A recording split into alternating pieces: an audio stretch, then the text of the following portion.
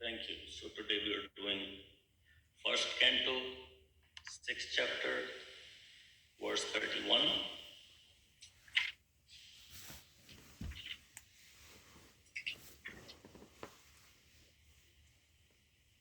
631. Ready? Antarbahishcha lokamastrin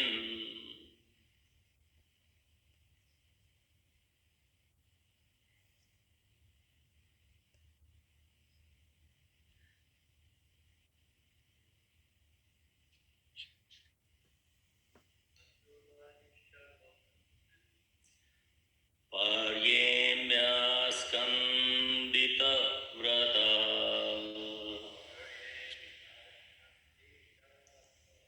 anugrahana mahavishno avidhata gati kvachi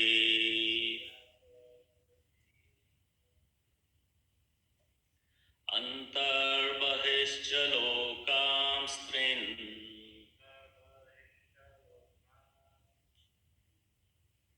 paryemya skandita vrata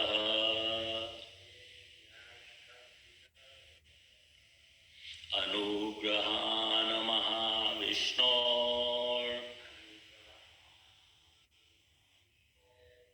अविघात गति क्वचित्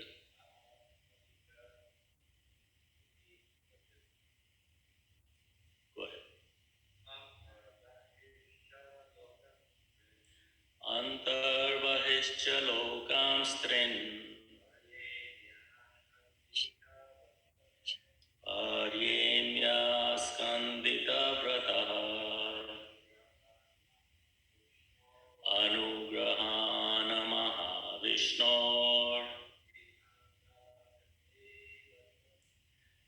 अविघात गति क्वचित् अंतर्बहिश्च लोकांस्त्रिन्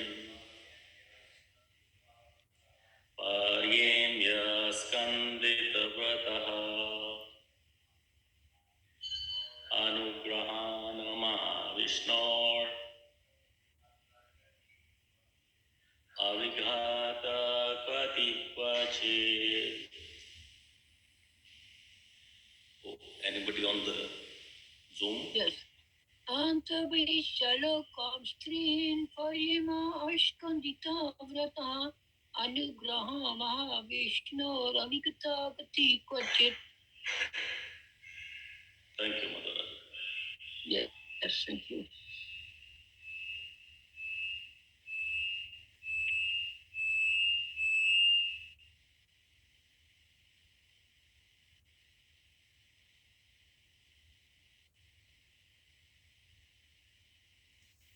Antaha, in the transcendental world, Bahi, in the material world, Cha, and Lokan, planets, three divisions. Paryemi, travel. Askandita, unbroken. Vrata, wow. Anugraha, by the causeless mercy. Mahavishnu, of the Mahavishnu. Karnodakshaya Vishnu. Avigata, gata, without restrictions. Gati, entrance. Kvachit, at any time. Translation. Again, this is first canto, sixth chapter, verse 31. Since then, by the grace of Almighty Vishnu, I travel everywhere without restrictions, both in the transcendental world and in the three divisions of the material world. This is because I am fixed in unbroken devotional service of the Lord. Purport by His divine grace, is Bhaktivedanta Swami Srila. Or repeat okay. Since then, by the grace of Almighty Vishnu, I travel everywhere without restriction, both in the transcendental world and in the three divisions of the material world. This is because I am fixed in unbroken devotional service of the Lord.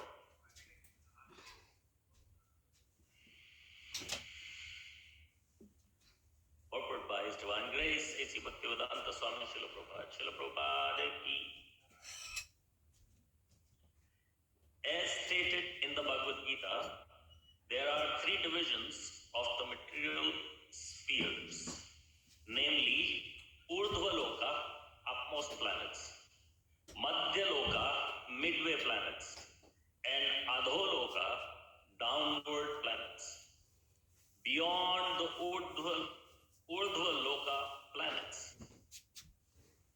that is to say, above the Brahmaloka, are the material coverings of the universes. And above that is spiritual sky, which is unlimited in expansion, containing unlimited self-illuminated Vaikuntha planets, inhabited by God Himself along with His associates, who are all eternally liberated living entities. Sri Narad Muni could enter all these planets in both the material and spiritual spheres without restriction, as much as Almighty Lord is free to move personally in any part of His creation.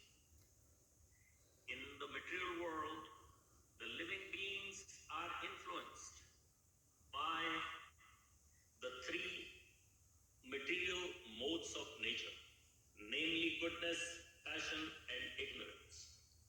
But Sri Narad Muni is transcendental to all these material modes, and thus he can travel everywhere unrestricted. He is a liberated spaceman. The causeless mercy of Lord Vishnu is unparalleled, and such mercy is perceived by the devotees only by the grace of Lord. Therefore, the devotees never fall down, but the materialist, that is, fruitive workers and speculative philosophers, do fall down, being forced by their respective modes of nature. The rishis, as above mentioned, cannot enter into the transcendental world like Narada. This fact is disclosed in the Narsingha Purana. Rishis like Marichi are authorities in fruitive world, and rishis like Sanaka and Sanatan are authorities in philosophical speculations. But Sri Narad Muni is prime authority for transcendental devotional service of the Lord. All the great authorities in the devotional service of the Lord follow in the footsteps of Narad Muni in the order of Narad Bhakti Sutra, and therefore all devotees of the Lord unhastingly qualify to enter into the kingdom of God, Vaikuntha. Om Ajnantimirandasya Jnananjana Shalakaya Chakshurunmilitam Yena Tasmai Shri Gurave Namaha. चैतन्यमनोभीष्टं स्थापितं येन भूतले स्वयं रूपः कदामयं ददाति स्वपदान्तिकम् हे कृष्ण करुणा सिन्धु दीनबन्धु जगत्पते गोपेश गोपिकान्त राधाकान्त नमोस्तुते तप्तकाञ्चन गौराङ्गी राधे वृन्दावनेश्वरी वृषभानुसुते देवी प्रणमामि हरिप्रिये वाञ्छकल्पतरुभ्यश्च कृपासिन्धुभ्य एव च पतितानां पावनेभ्यो वैष्णवेभ्यो नमो नमः। जय श्री कृष्ण चैतन्य प्रभु नित्यानंद श्री अद्वैत गदाधर शिवासादि गौर भक्तवृंद हरे Krishna Krishna Krishna Hare Hare Hare Ram Ram Ram Hare Hare. So in the previous words, Narad Muni explained about how he was born from Brahma along with the rishis such as Marichi, Angira, Atri and so on were created from the transcendental body of the Lord, and I also appeared along with them. So, and in this verse, Narad Muni is making a distinction. How he is different from all these Marichis, Angiras, Atri, and so on. These are all Brahma's Manasa Putras. How do you say that in English? Manasa Putra. Born out of the mind of Lord Brahma. They don't have a mother. They're not born out of any mother's womb. They're born directly from Lord Brahma's body. They are also known as Brahma Rishi. Brahma Rishi means that who appears out of the body of Lord Brahma directly. But although many people count Narad Muni as one of these rishis, Narad Muni himself is making a clear distinction here that he is not one of them. He is different. What makes him different? I travel everywhere without restriction. Last Friday, in the class, we discussed how Narad Muni, where Narad Muni lives, in the Narad Ashram at the Golden Hill. In Vrindavan, Narad Muni lives. And when there was a Ras Leela taking place in the Kusum Sarovar, or area of Kusum Sarovar, that's called Kusum 1, that's where the Ras Leela took place. And Narad Muni wanted to enter into the Ras Leela, and the gopis said, no way. And at that time, Narad Muni said, what? You can't stop me.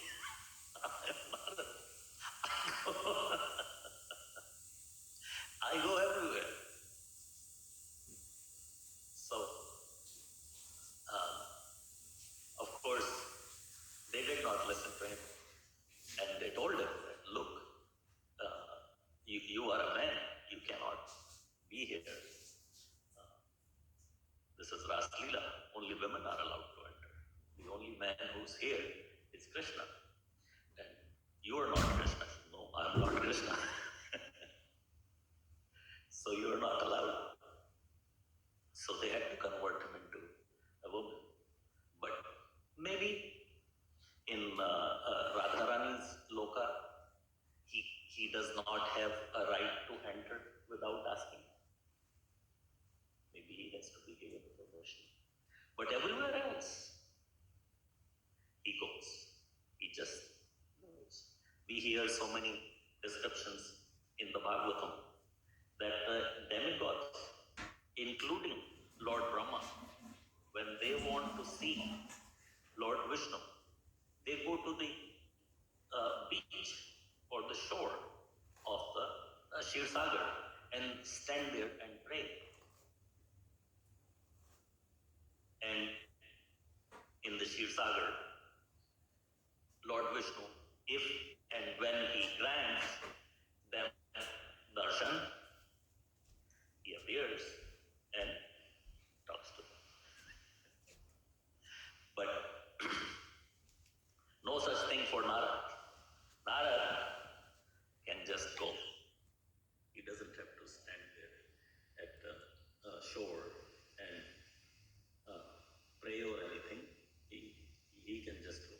He always has the option to stand at the shore alone or with the demigods and pray to see the Supreme Lord. But it seems he's different. He has the right. And then all these demigods, they go up to the Shirsagar. The Vaikuntha planets are above and beyond. We never hear a description of the demigods going into the Vaikuntha, do we? Never come across that. They don't go, but Narada Muni goes in 1 second. He would go to Narayan. He would go to see Narayan in 1 second without taking any permission from anyone. He just goes and appears. Narayan, Narayan. And we know Narayan doesn't live in this material world. Narayan lives in the Vaikuntha planets. And there are so many stories about Narayan and Narad Muni, such as the Ved Pati Brahman and the cobbler. Narad Muni was roaming around, and a Ved Pati Brahman looks at him skeptically. What, are you just looking like Narad, or you are actually Narad? Narad says, what? I am Narad. So, well, you're holding a veena like Narad, but I'm not so sure. So, I'm Narad.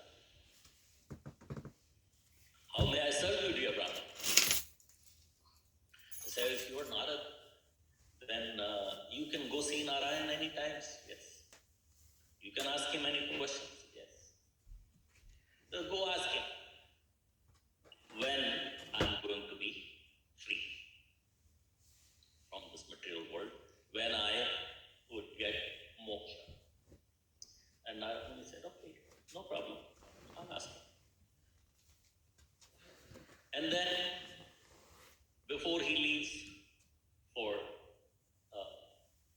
the Vaikuntha, he comes across a cobbler. The cobbler sees Narad Muni, and cobbler is very happy, just jumping in joy. Hari bol, Narad Muni, welcome.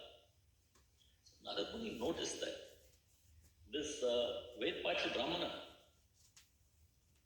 he had doubts that if I was Narad or not, but this cobbler said, well, you know, I'm going to see Lord Narayan very soon. And there's this Brahmana who asked me to find out if he's going to be liberated soon. Said, you want me to ask for you too? Cobbler said, well, if you want, sure, why not?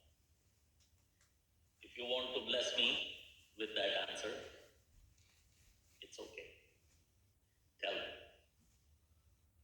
So Narad Muni goes and asks Narayan, and Narayan tells him that for the cobbler, it's last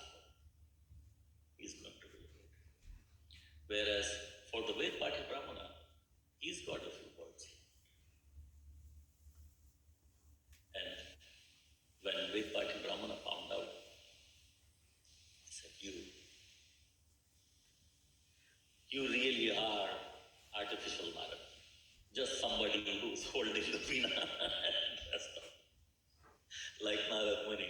You cannot be a real Narad because your answer is wrong. I know so much about the Vedas. I am so jnani. I know everything. I have practically memorized all the Vedas. Why would I take about it? So okay, you tell me when you saw Narayan, what was he doing? Say, oh, Narayan was threading the eye of the needle with an elephant, passing an elephant through the eye of the needle. And the Vedpati Brahman laughed at that. You are somebody dressed up as Narad. You cannot be real Narad. Because this is not possible. It is impossible for Narayan to put an elephant through the eye of a needle. So, well, I told you what he was doing, so take it with whatever faith you want to, whatever shraddha you want to accept this answer with. And he went to see the cobbler. And the cobbler, when he found out that it was his last birth, he was again jumping in joy. Hari Bol! And Narad Muni asked him, aren't you surprised? He said, yes, I'm surprised. Don't you think maybe I am artificial, I am not real Narad? I said, no, I think you're Narad. So you want to know what Lord Narayan was doing when I went to see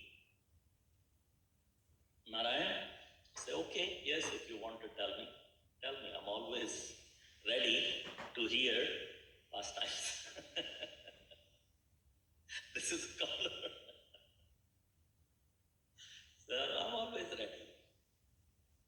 So when he told,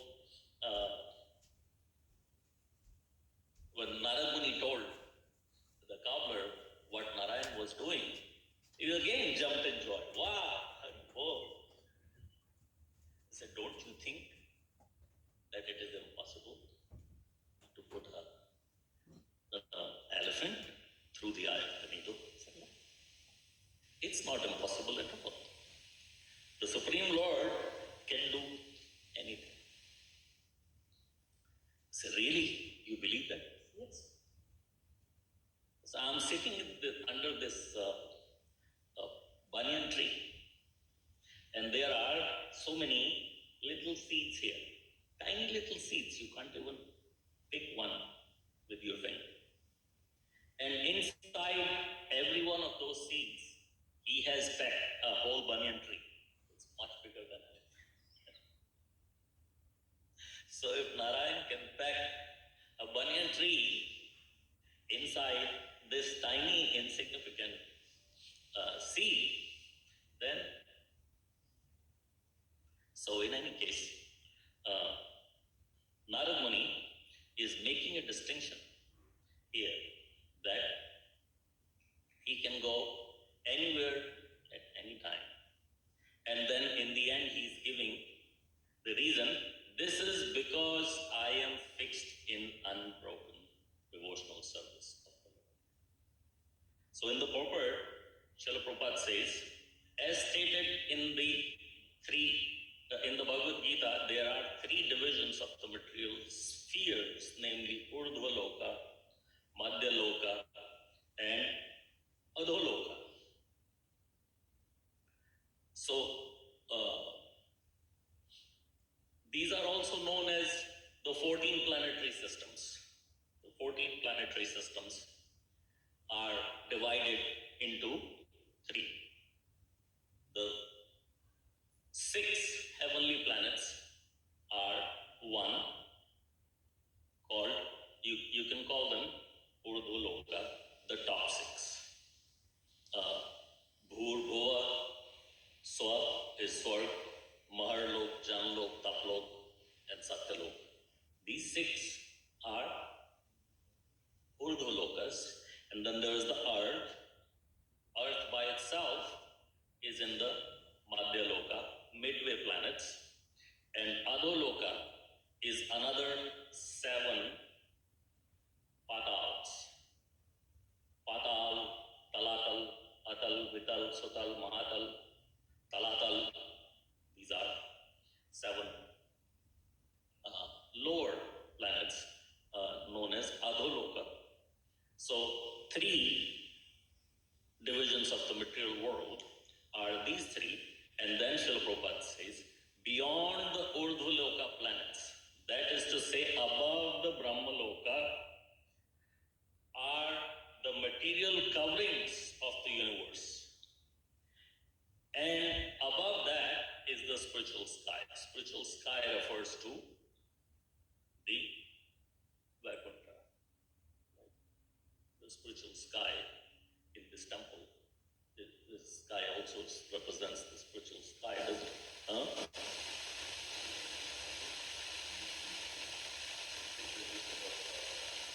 Yeah. Yes, so above Mahavishnu should be the spiritual sky. And Radha Krishna are present in this spiritual sky.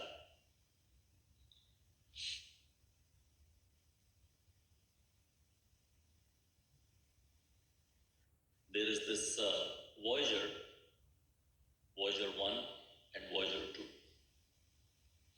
In 1977, the NASA released these Voyagers to go find the end of the Milky Way.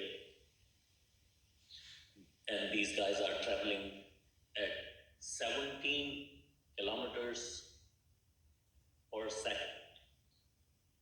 17 kilometers per second. And they have been traveling for 48 years now. 1977, how many years is that? 48 years now.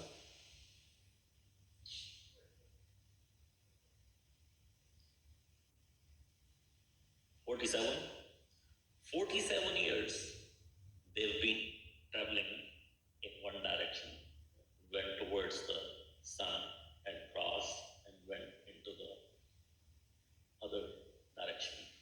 And seemingly they still haven't found the end of the Milky Way. We are discussing these lokas as this way, but they are going that way. They're not going this way, they're going that way. To find all these planets, and they found they took pictures of these planets, and of course they don't understand anything what is happening over there, but they do understand one thing, that even this Milky Way is so hard to find the end of it.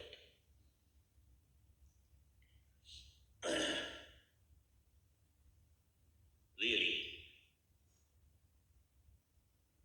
having such a hard time reaching the end of the Milky Way.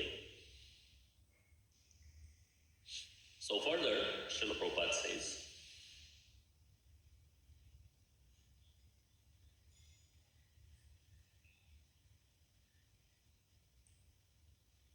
the coverings of the earth and above and beyond is the spiritual sky, which is unlimited expansions containing unlimited self-illuminated Vaikuntha planets. Now he's getting into higher than this Brahmanda.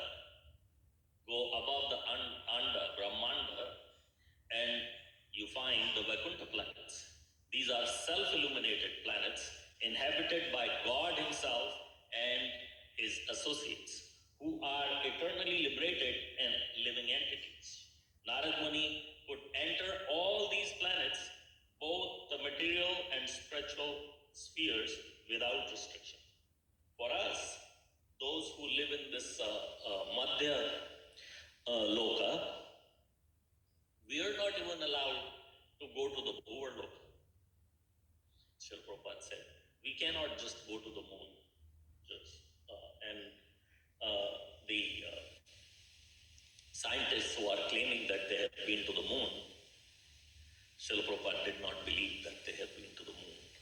And he was the first one to say, but after that the whole movement grew up to say that no, this Neil Armstrong and all these people, they never went to the moon. It wasn't the moon, it's some stage somewhere. So anyway, all I'm saying is, even according to the scientists, as well as according to our scriptures, us, those humans living on this earthly planet without permission, we cannot even go to the moon. Moon is supposed to be Bhuvar Loka, and then above that is the Swarga Loka. We cannot just go. There are descriptions in the Bhagavatam that some humans, very famous humans, like Maharaj Khatwanga and so on, went to the Swargalokas, but they were invited and given a special permission to come by Lord Indra. They did not just go to Swargaloka on their own. So we are restricted to the earthly planets. Of course, Lord Brahma can go anywhere, but those who are living on whatever higher planet, they are free to come down. We never hear about demigods needing anybody's permission to come to the earthly planet. They're free to come down, but we're not free to go up. Even Lord Brahma is free to go anywhere in the Brahmanda, but not above the Brahmanda. So this permission of Narad Muni to be able to go to Vaikuntha like that anytime is kind of exclusive. Free to move. In the material world, the living beings are influenced by three modes of material nature. That's the next point Srila Prabhupada is making, that we are human beings, we are influenced by the three modes of material nature, the goodness, passion, and ignorance, whereas Narad Muni is not. Narad Muni is Nirguna. He is above and beyond these modes, so he is free to go. Narad Muni is transcendental to these material modes, and thus he can travel everywhere unrestricted. He is a liberated spaceman. The causeless mercy of Lord Vishnu is unparalleled, and such mercy is perceived by his devotees only by the grace of the Lord. Therefore, the devotees never fall down. But the materialists, that is fruitive worker, and the speculative philosophers do fall down, being forced by their respective modes of nature. The rishis above mentioned cannot enter into the transcendental world like Narada. We already discussed that. All these Brahma rishis, they are free to go anywhere in this Brahmanda, not above and beyond this Brahmanda. Of course, they can go, but they need a due permission. They would have to perform tapasya, they would have to request higher authority like Lord Vishnu or any of the incarnations, part and parcels, to be able to be given a permission to go. They cannot just go. Narad Muni can just go.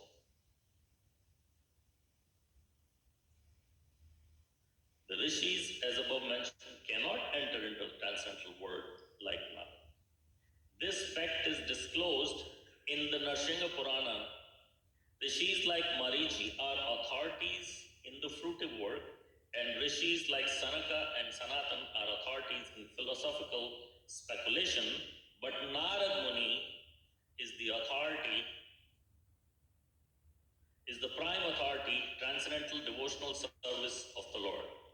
All these great, so there are two Shaktis. Did I discuss the Shaktis here before? There are the Supreme Personality of Godhead has so many Shaktis. And in the Chaitanya Charitamrita, there's a description of 7 main Shaktis. 7 main Shaktis of the Supreme Lord.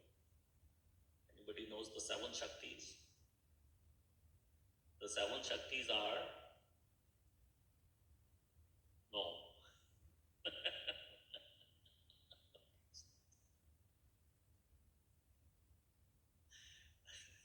Panchatattvas are all 5 Supreme Personality of Godhead.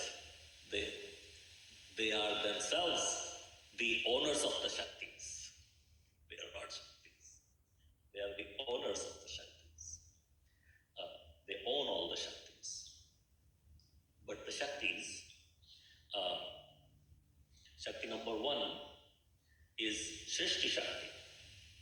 Shrishti Shakti is the power to create. So Srishti Shakti is represented by Lord Brahma. And then there is a Bhudharan Shakti. Bhudharan Shakti is the Shakti that is holding the material world, the whole material world, on its head, or so many heads, so it doesn't sink down. And that is Anant Shesha. And then there is Swa Sevan Shakti. Swa Sevan Shakti. The Shakti to serve myself. Myself meaning the Supreme Lord. The Shakti to serve himself is known as Sheshnath. So Sheshnath, represented by Lakshman or Nityananda or Balaram, always serving Krishna, although being the Supreme Personality of Godhead, but always serves the main Supreme Personality of Godhead. That is Swa Sevan Shakti. So in the Panch Tattva, there is Nityananda Swa Sevan Shakti. But he works as a Shakti, and he is also the Supreme Personality of God. Then there is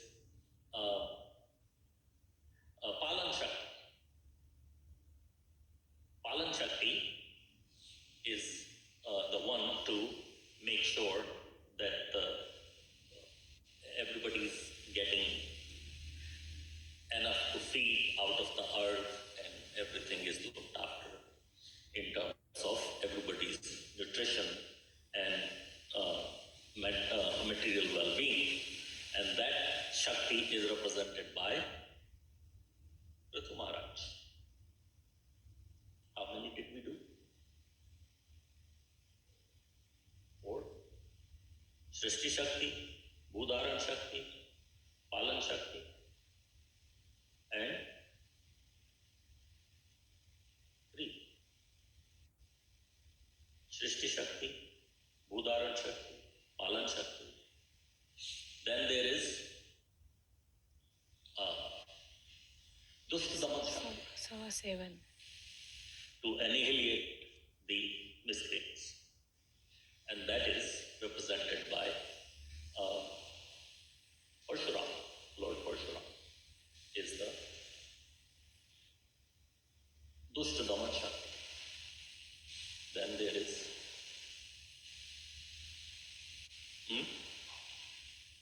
yes, there is Bhakti Shakti, there is Gyan Shakti, and There's one more. Anyway, the Bhakti Shakti and the Gyan Shakti are here in this one sentence. Sanak Sanatan, the four Kumaras, represent the Gyan Shakti. They are the distributors of Gyan everywhere in the whole creation of the Supreme Lord. Of course, they don't need to go and give Gyan to anybody in the Vaikuntha Lokas. We have no description of them giving Gyan in the Vaikuntha Loka to anyone. All the descriptions that we have in our Bhagavatam, they give Jnana to people in the material world on this earth or anywhere and everywhere in the whole material planet, in the whole material world. And the Bhakti Shakti is not part of the Panch Tattva again. Partly. Partly right. But the Supreme Personality of Godhead, even Brahma is counted as one of the 24 incarnations of the Supreme Lord. Because if there is no Brahma, if there is no living entity who's able to become a Brahma, then the Supreme Personality of Godhead himself becomes Brahma. Like you hear about the three Gunavatars. Who are the three Gunavatars? Three Gunavatars are Lord Vishnu, Lord Shiva, and Brahma.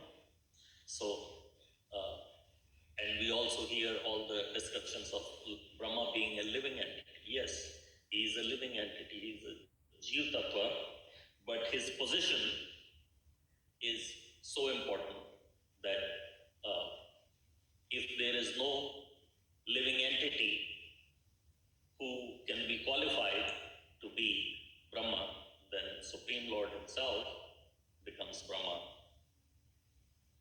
Because any of us are very dispensable. As Badrinaran Maharaj says, that the graveyard is full of indispensable people.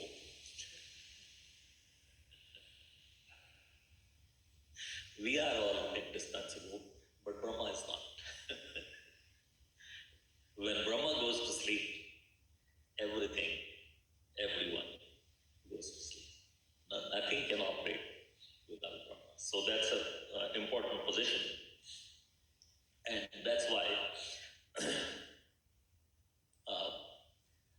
it is one of the main Shaktis. So the Shaktis are discussed here in the form of the Gyan Shakti is represented by the four Kumaras, and Bhakti Shakti, always distributing the nectar of devotional service, the importance of devotional service everywhere in the world at all times, that is Narad Muni himself. This fact is disclosed in the Narsingha Purana. Rishis like Marichi are authorities in the fruitive world. Sanak Sanatan are authorities in philosophical speculation, but Sri Narad Muni is prime authority of transcendental devotional service of the Lord. All the great authorities in devotional service follow in the footsteps of Narad Muni in order of the Narad Bhakti Sutra, and therefore devotees of the Lord are unhastingly qualified to enter into the kingdom of God. So Srila Prabhupada is trying to say that just like Narad Muni is saying, I am fixed in unbroken devotional service of the Lord and I can enter Vaikuntha, that is the process he has given us to follow the unbroken devotional service of the Lord and be able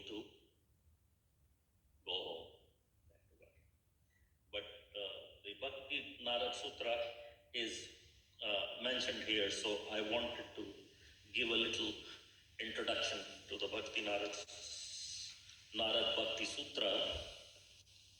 Narad Bhakti Sutra are these little sutras, very small, and the whole Narad Bhakti Sutra is 84 sutras, very small sutras, 84 sutras, and Srila Prabhupada gave an explanation of 13 of those sutras. The Narad Bhakti Sutra by Narad Muni is in 9 chapters, but Srila Prabhupada put the 84 sutras in 5 chapters and named them differently. But the sutras remain the same, just like the Bhagavatam is based on Vedanta Sutras. Vedanta is all knowledge, and the essence of all knowledge is bhakti. So bhakti is given in the form of Vedanta Sutra, in the form of Srimad Bhagavatam, in the Bhagavatam, but left as sutras by Narad Muni in the Narad Bhakti Sutra. Would you like to hear the Narad Bhakti Sutras? You want to hear the Narad Bhakti Sutras? I do. Please. Yeah. 13. Yeah. Or whatever.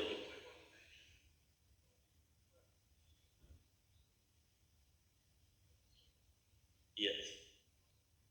Yeah. The Narad Bhakti Sutra, only 13 sutras were explained by Srila Prabhupada, and he wanted his disciples to finish that work, and that work is finished. But I only brought the 13 sutras explained by Srila Prabhupada. I don't want to go into the explanation. I just want to stay with the introduction. The Sutra 1 says, "Now therefore I will explain the process of devotional service." So it indicates that Narad Muni in the Narad Bhakti Sutra is trying to give the essence of bhakti. In the second sutra he says, devotional service manifests as the most elevated pure love of God. Most elevated pure love of God is like what you call good, better, best, the superlative degree. So there is love, and there is higher than love, and then there is bhakti. The highest form of love is bhakti. In the sutra number 3, he says, the pure love of God is eternal. Because whatever we are, the material beings, in our material life, we have so many things that we love and so many people that we love. And none of this love is eternal because we love them, maybe they love us, but we are going to be separated, leaving this body. That relation is not going to remain, whereas the relation between Atma and Paramatma can always remain. So that is the only pure love of God that is eternal.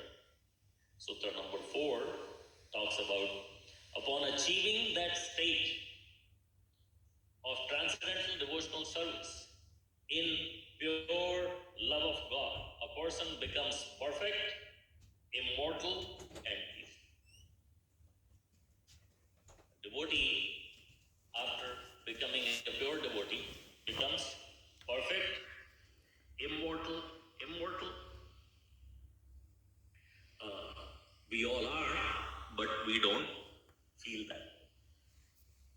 feel that we are mortal because we are identifying ourselves with this body. And as soon as we understand internally that we are a spirit soul residing in this body, we become immortal and peaceful because I am situated in love of Krishna and I am feeling that love. If I feel that love, then I am peaceful. Why I am unpeaceful otherwise is because although Krishna loves me, but I don't. No, I don't feel. I don't understand that he loves me. Sutra number 5. A person engaged in such pure devotional service neither desires anything for sense gratification, nor laments for any loss, nor hates anything, nor enjoys anything on his personal account, nor becomes very enthusiastic in the material activity. So the only thing giving up here is material activity, not activity.